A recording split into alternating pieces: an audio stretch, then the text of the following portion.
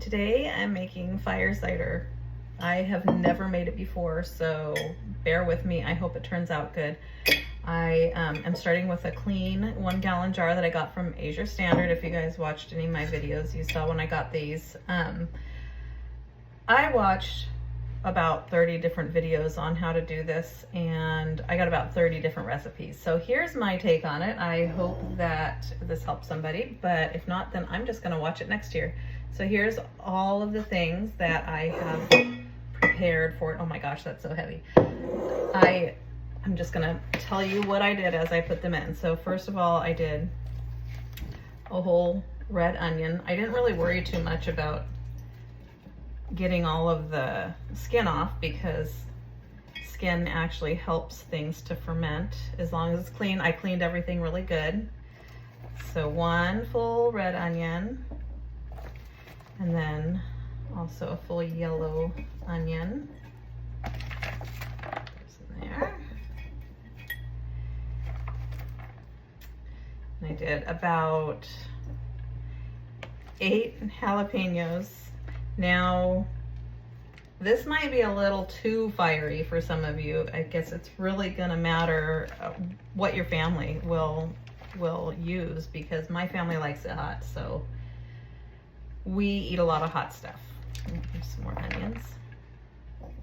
So about 8 jalapenos, also 8 serranos, and 2 whole habaneros. Again, that might just be really too hot.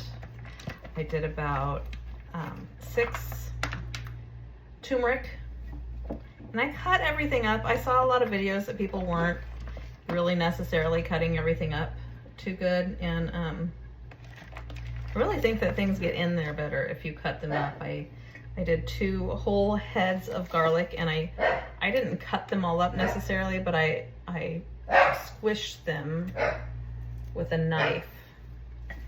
I hope everything's gonna fit in here. I might have to start over and do a different kind of jar also.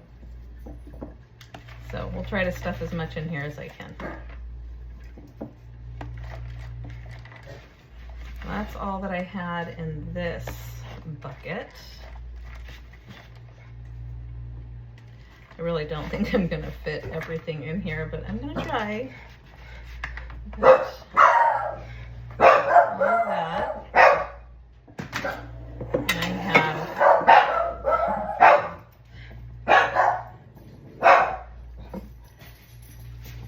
2 large onions. It is not gonna fit in here. I'm gonna go get a different jar. Okay, so I went and got another jar, and I split it about equally in the 2 jars. So now I'm just gonna alternate. So remember, this is 2 gallons. You might not need this much. I have 2 large lemons and 3 small lemons. So probably any,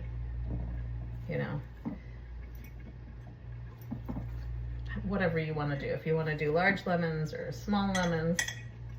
I thought, oh, this will look so pretty, but then after I saw the after pictures, they don't look that pretty. So look pretty as soon as you do them. So then I have 3 limes.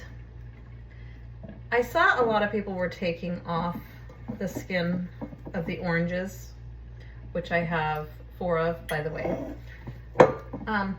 I did take a lot of it off, but I didn't take it all off because I know there's a lot of vitamins in the orange peel, but I was afraid that it would alter the flavor and maybe make it a little bitter. So I took about half of the skin off and left about half on. So I'm gonna take a second here and put in some of my herbs. I didn't have a lot of herbs. I'm using what I do have. I had some parsley. Put that in there.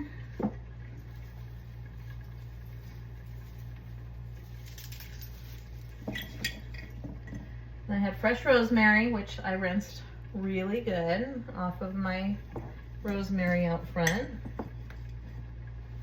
We use this rosemary for a lot of things. I really love having the plant out there.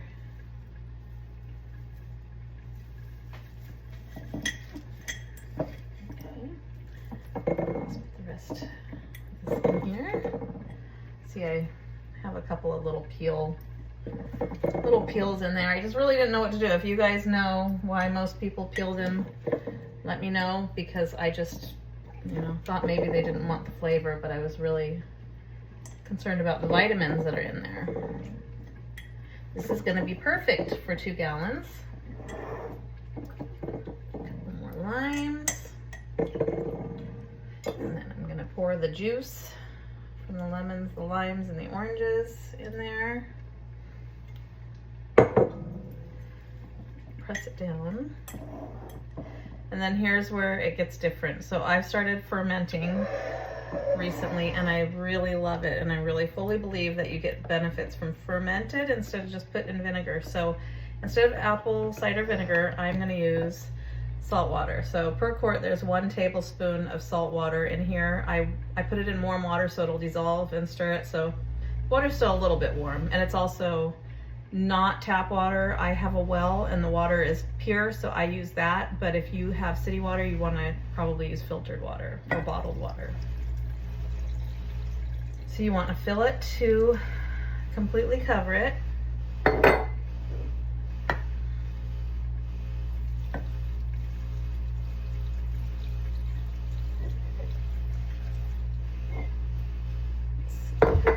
I put more water in it to fill it up, and then you want, when you're fermenting, you want all of this to be below the surface of the water. So you want to make sure that everything's below the surface, and it will float to the top. So what I do, I have some weighted lids, but they're currently all being used. So I just have a little jar, and I'm going to set in there. Make sure everything is down below the surface. Cover it with a paper towel so that it doesn't, the acids don't rust my jar, and there you go. It is pretty right now. So this is going to sit on my countertop and rest for about 3 to 4 days, and you have to take this off and burp it every day.